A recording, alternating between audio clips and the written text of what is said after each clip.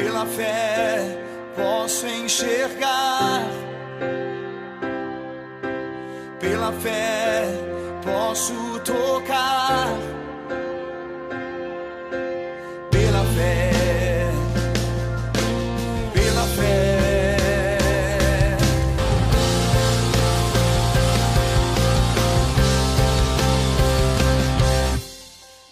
Muito bom dia, o programa Restaurando Vidas começa agora. Que a paz maravilhosa e abundante do nosso Senhor Jesus Cristo seja liberada sobre a sua vida. Você tem precisado das pessoas? Você tem esperado das pessoas uma resposta favorável à sua causa? Muitas vezes nós nos decepcionamos, pois esperamos no homem. E o homem, de vez em quando, ou quase sempre, nos abandona. A palavra do Senhor no Salmo 91, versículo 15 diz: Ele clamará a mim e eu lhe darei resposta, e na adversidade estarei com ele, vou livrá-lo e cobri-lo de honra. O Senhor Deus tem uma promessa aqui para aqueles que nele esperam e confiam. O problema é a humanidade estar desviada dos caminhos do Senhor. A humanidade não quer Deus como Senhor na sua vida. E eu faço uma pergunta: e você? Tem o Senhor como Deus da sua vida? Você tem o Senhor como seu pastor? Você o obedece, você o ama, você esconde debaixo das suas asas? Porque Ele tem uma resposta favorável para você. Você clamará a Ele, Ele vai ouvir a sua súplica, e diz a palavra que Ele dará resposta, e na adversidade estará conosco, para nos livrar. Espere sempre no Senhor. Nada pode te deter quando a sua força está no Senhor. Seja submisso ao Pai, seja dependente do poder de Deus. Nada nessa terra pode lhe ser favorável como o poder do Senhor. Que Deus te abençoe e que nessa sexta-feira a tua vida possa ser mudada pelo poder da palavra do Senhor. Eu quero conversar hoje com a Vanilda Bernardes. Vanilda teve uma infância miserável, uma luta, uma casa conturbada, momentos difíceis, mas na sua juventude ela conheceu aquele que pode todas as coisas, o Senhor Jesus Cristo. Vamos passar então essa entrevista.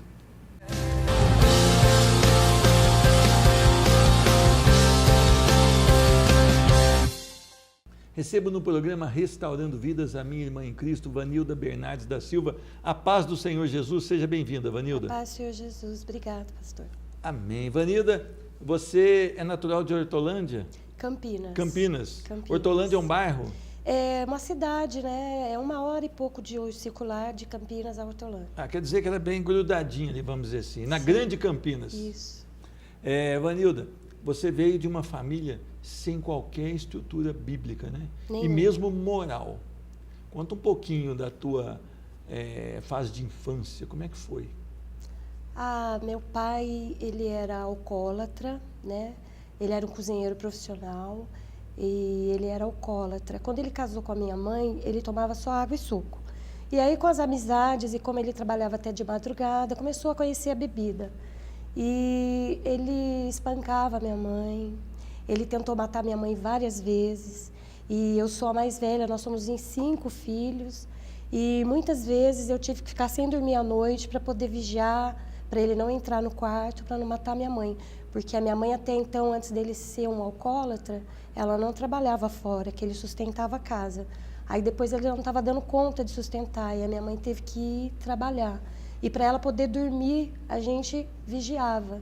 Então a gente revezava, eu e os meus outros irmãos mais velhos, né?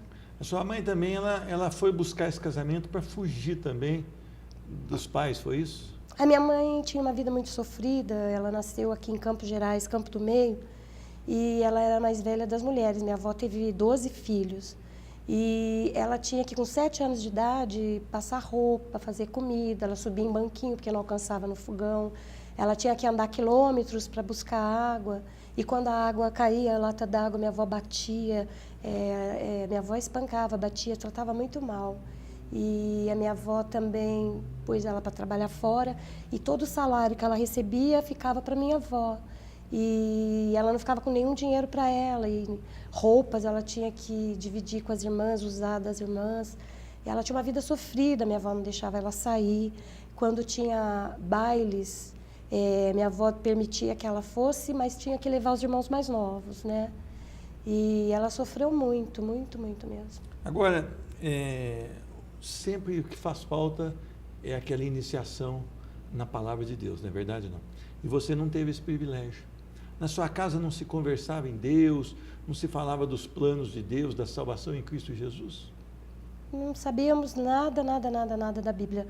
A nossa Bíblia, minha mãe deixava aberta ou no Salmo 91, ou no Salmo 23, ficava em cima assim da mesa, mas a gente não lia. Olha, até queria fazer uma observação aqui, você que tem essa Bíblia aberta no Salmo 91, Salmo 23, pare com isso. Isso não vai trazer bênção sobre a sua vida. Isso serve para condenação. Porque se você tem a palavra aberta, ali, exposta, e você não lê, você não medita na palavra e não acerta o seu caminho com o Senhor, essa Bíblia aberta vai servir de condenação da sua vida, porque você não deu valor.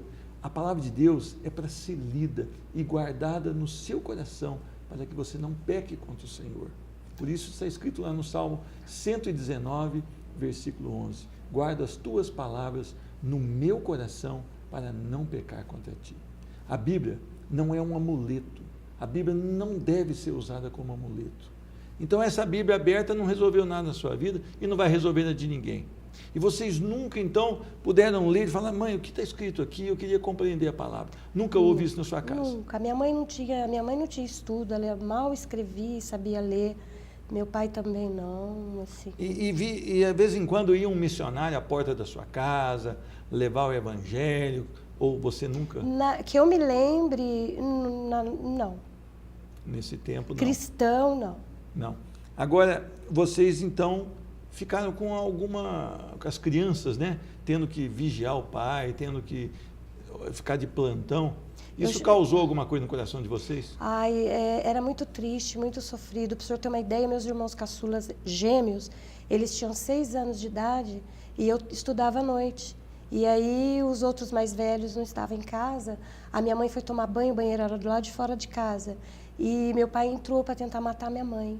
E aí os gêmeos, um pegou a vassoura, outro pegou o rodo e começou a dar nele, pedindo para ele não fazer aquilo com a minha mãe. Né? Era muito difícil, era muito duro. Eu cheguei a chamar a polícia e ir com camburão, dentro de camburão, eu e mais 4 policiais atrás do meu pai para prendê-lo, porque ele tinha acabado de tentar matar minha mãe. E na época nós não sabíamos que isso eram demônios, que era espiritual.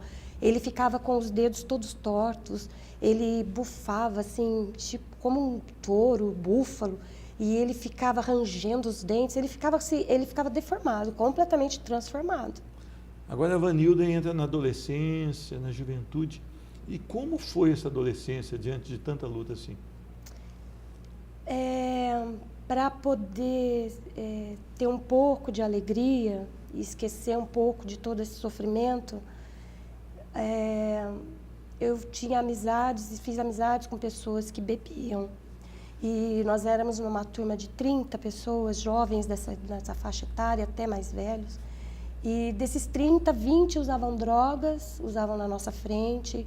Eles picavam a veia do pé, da mão, do pescoço, e não ofereciam. Eles respeitavam nós, que eu era da turma do mel, da cachaça, do vinho, então você da começou bebida. Ali na bebida. E aquilo me fazia ficar alegre, eu me sentia feliz, leve.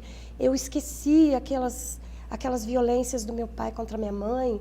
Teve uma vez que ele foi tentar matar a minha mãe e eu fui defendê-la e ele, possuído, né, possesso, me pegou pelo pescoço, me ergueu na parede e ia me enforcando. Se a minha mãe não aparece naquele momento, ele teria me matado. Então você entrou pela bebida, pelo cigarro, prostituição? Porque aí eu comecei a namorar e acabei, né, me prostituindo. Fazer sexo sem estar casado. Prostituição segundo a palavra biblicamente de Deus. É prostituição, mas na época eu não conhecia a palavra. Não tinha os valores bíblicos, né? Não. E também, por curiosidade, eu quis conhecer a maconha. Não foi o pessoal da nossa turma que ofereceu. Tinha um lugar no centro de Campinas onde se reuniam muitos jovens e tinha uma casa, um lugar escuro, onde eles iam ali, que eu frequentava barzinhos na época, cantava em barzinhos, eu e a turma, tudo, né? E aí o pessoal desceu para fumar e eu quis ir para saber como é que era. E aí eu pedi para experimentar. Eles até ficaram meio assim, mas aí acabaram me dando cigarro para eu experimentar. E você usou por um tempo? Eu usei, mas as sensações que eu tive, para mim, não foram boas. E graças a Deus que não foram. E mesmo essa alegria que você disse que o álcool te trouxe, na verdade, no outro dia você acordava mal. Quando chegava em casa e quando passava o efeito da bebida, a dor voltava angústia, maior? Uma tristeza, era muito terrível. Várias vezes eu desejei que meu pai morresse, para não ver mais minha mãe sofrer daquele jeito. Eu sofri porque eu não entendia, eu não conhecia a palavra, eu não sabia que eu tinha que respeitar e honrar meu pai. E eu fui para cima dele muitas vezes para defender minha mãe. Eu bati boca com ele, eu tinha ira, sabe? Desejava a morte dele. Agora eu mesmo. pergunto para você, quando apresentaram Jesus para você? Quando eu ouvi falar de Jesus, eu tinha uns 15, 16 anos, uma tia minha, irmã da minha mãe. Ela tinha acabado de se converter e foi falar de Jesus para nós. Só que da maneira como ela falou, e o momento que eu estava vivendo, a gente tinha pânico, tinha medo. Quando a minha mãe falava, a tia Neiva está vindo aí, a gente saía de casa de medo para não ouvir. E eu achava que eu era muito nova, muito jovem ainda. Tinha que curtir para ficar daquele jeito que ela estava, fanática, e abandonar o mundo, abandonar tudo, né? Largar bebida, largar os bares, largar... Aí eu falava assim, não, eu sou muito nova, sou muito jovem ainda para isso. E aí eu não quis saber nessa época. Mas quando foi então que você quis saber, ou de que maneira levaram para você o Evangelho? Através dessa vida que eu levava, eu tinha um amigo, depois de 8 anos de amizade, ele gostava de mim, eu não sabia, se declarou. E aí nós começamos a namorar. Começamos a namorar em 87, em junho, em dezembro ficamos noivos, né? E foram 5 anos de namoro e noivado.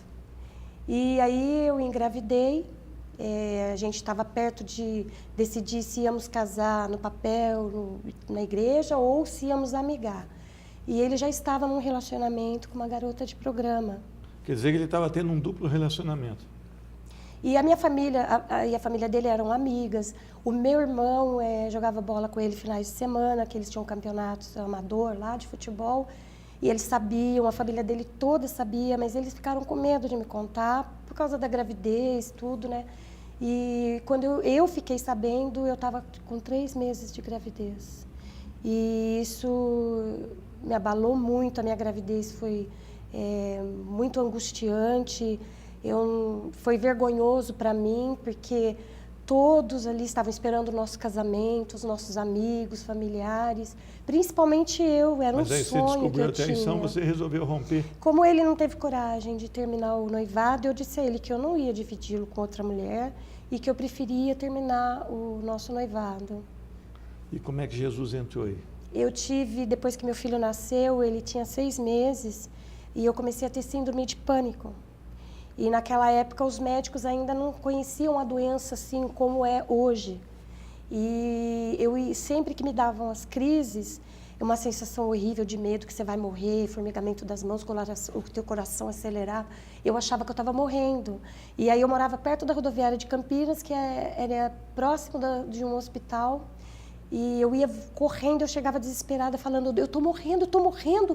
E as pessoas ficavam olhando para mim, tipo assim, louca, né? Não está acontecendo nada, né?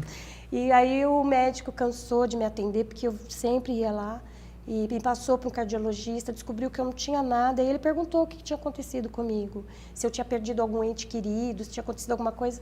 Aí eu contei a minha história para ele. Aí ele disse que eu teria que fazer psicoterapia e tomar antidepressivo pro resto da vida, que essa doença não tem cura. E aí eu conheci uma vizinha que era cristã, e ela começou a falar de Jesus para mim. Ela me passou o versículo de Isaías 53, capítulo 53, versículo 4 e 5, onde fala que Jesus já tinha levado sobre ele as nossas enfermidades e que pelas pisaduras dele nós fomos sarados. Aí aquilo entrou no meu coração. E aí ela começou a me ajudar em oração, jejum. E eu fui liberta, nunca tive que fazer psicoterapia, nunca precisei tomar um antidepressivo. Meu filho, nessa época, tinha 6 meses e hoje ele está com 24 anos.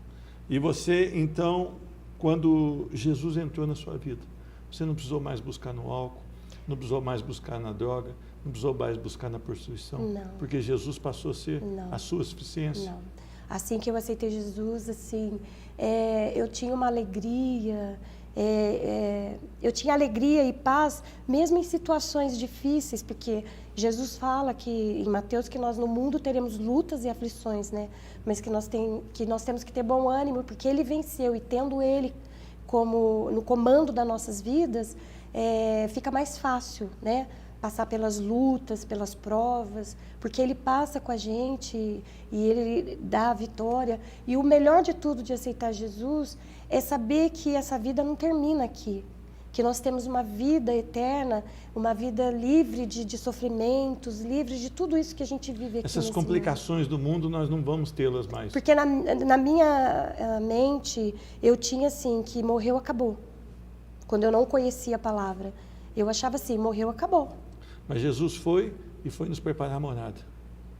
E um dia nós estaremos com Ele na glória do Senhor. Amém. Então eu queria até fazer um alerta para você que assiste o programa Restaurando Vidas e não tomou a decisão por Jesus. Busque em oração, entra no seu quarto, fecha a porta e fala: Senhor, eu quero entender o Evangelho. O Evangelho é a boa notícia do Senhor, que mesmo nós sendo pecadores, Jesus Cristo, o Deus, se encarnou, morreu, para que todo aquele que nele crê tenha vida eterna. Essa é a notícia maravilhosa do Evangelho da Graça. Peça para Deus te revelar esse Evangelho, que você vai ter uma decisão extraordinária. E a salvação em Cristo Jesus vai te dar uma vida na eternidade. Vanilda, muda tudo, não é? Mudou. Mudou o jeito de viver, mudou o jeito de olhar as coisas. Mudou. Eu era uma pessoa muito nervosa. Eu trabalhava numa empresa que as pessoas, para falarem comigo, elas olhavam o meu semblante. Dependendo do meu semblante, não chegavam nem perto. Isso elas muda. tinham medo de chegar em mim. E eu era uma pessoa assim, muito agressiva, sabe? E o perdão do seu pai? Aquela... Então, e aí eu perdoei meu pai, né? Embora eu nunca mais tenha visto, eu até orei muito a Deus, que eu queria encontrá-lo para pedir perdão das vezes que eu fiz isso. Mas você liberou no seu coração. Mas eu liberei no meu coração para Deus. Talvez ele esteja até morto, né? Eu creio que a sua mãe foi para Jesus também, não é? Aí, através da minha vida, minha mãe aceitou Jesus, meu padrasto aceitou Jesus, irmãos aceitaram Jesus. Deus me usou para evangelizar, outras pessoas aceitaram o Senhor Jesus. Esse é o Evangelho que muda e transforma. Sim. E quando ele entra num coração, a pessoa fica totalmente Sim. diferente, né? Sim. Eu tenho uma coisa para falar aqui, que é até um alerta para os pais. Tinha uma pessoa que eu tinha uma dificuldade muito grande de perdoar. Um tio meu, por parte da minha mãe. Quando eu tinha 8 anos de idade, ele tinha entre 17 e 20 anos, e ele me molestou. E eu tinha uma raiva dele muito grande, eu não podia ouvir falar no nome desse tio. Mas graças a Deus, depois que eu me converti, com o passar do tempo, o Senhor foi trabalhando no meu coração. Hoje eu não tenho mais raiva, mágoa dele, eu liberei perdão para ele. Infelizmente, hoje ele está com câncer. E eu liberei perdão para ele, pedi para minha tia, que é enfermeira padrão, que ajuda a cuidar dele, dizer para ele que eu o perdoei. Eu não tenho mágoa, não tenho raiva, não tenho ódio dele. Deus trabalhou em mim e eu consegui liberar Amém. Perdão para essa pessoa. Esses traumas Deus cura, né? Cura. E a palavra do Senhor diz que nós temos que perdoar, né? Sim. Não é fácil, né? Mas Foi é uma ordem do Senhor. Demorou um tempo, mas graças a Jesus eu consegui. Amém. Vanilda, eu quero agradecer a tua vinda aqui no programa Restaurando Vidas. Que Deus continue te usando, tá? Amém. E sempre na humilhação perante o Senhor, Ele vai dando para nós a direção, não é isso? Amém. Então, a paz do Senhor Jesus. A paz do Senhor Jesus. Fique com Deus. Amém? Amém, Senhor também. Eu conversei com a Vanilda Bernardes da Silva e o programa Restaurando Vidas volta já já.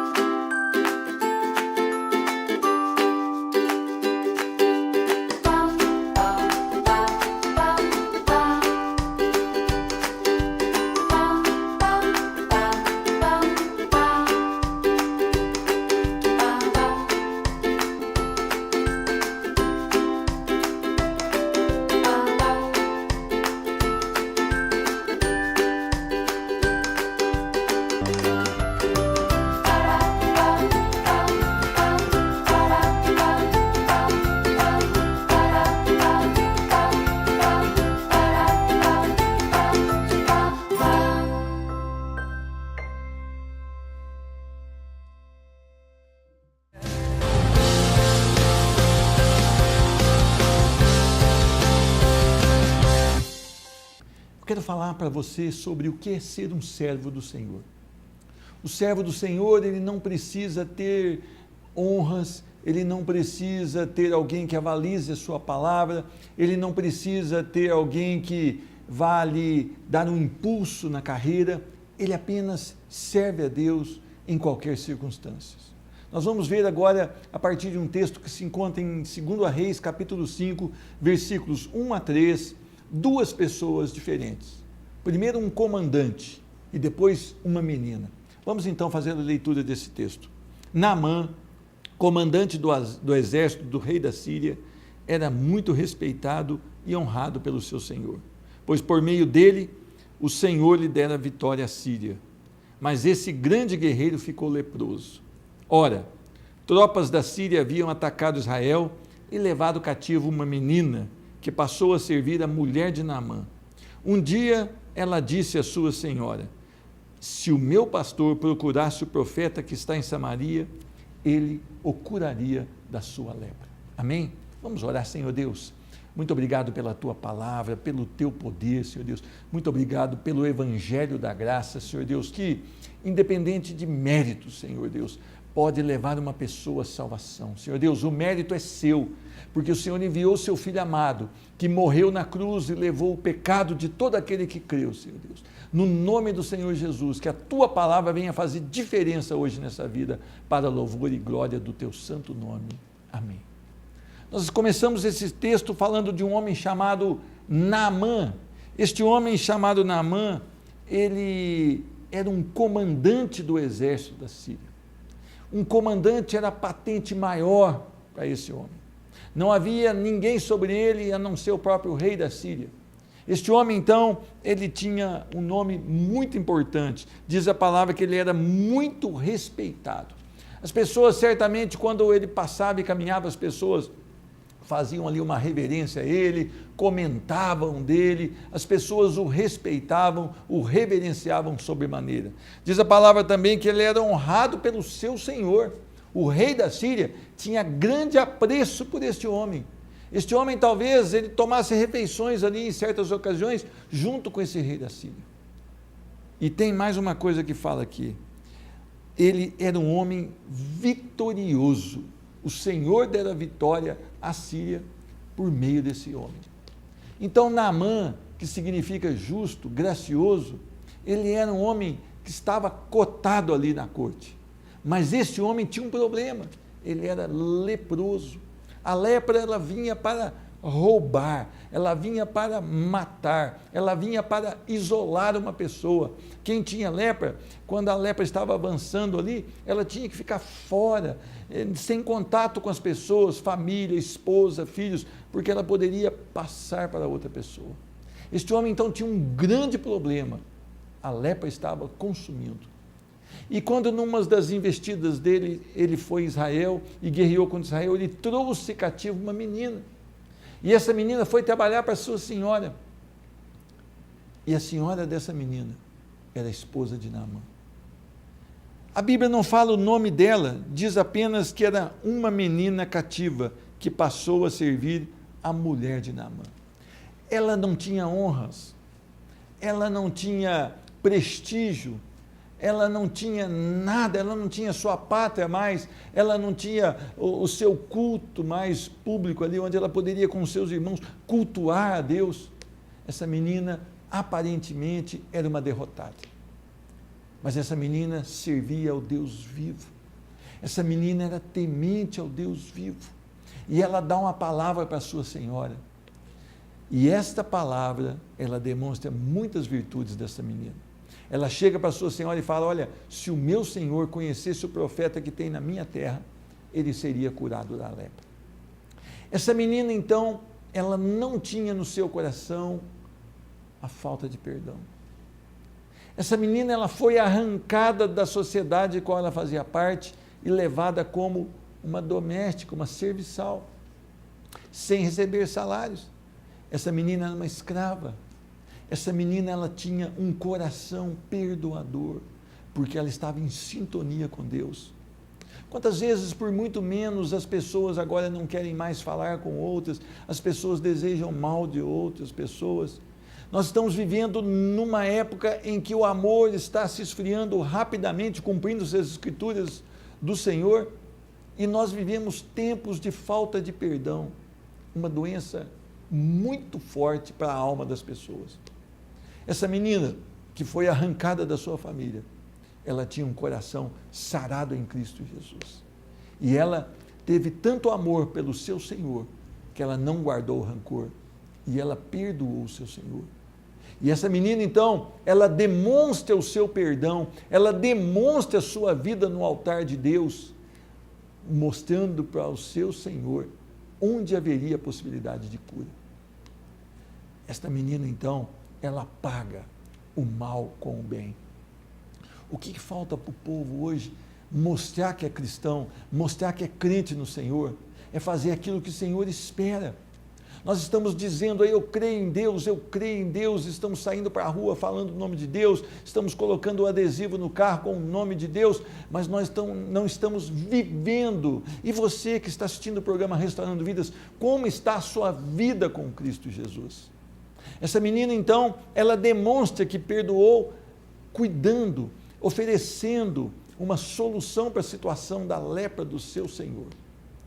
Essa menina, então, ela mostra que o caráter de Deus faz parte da vida dela. As marcas de Deus começam a inundar a vida dela.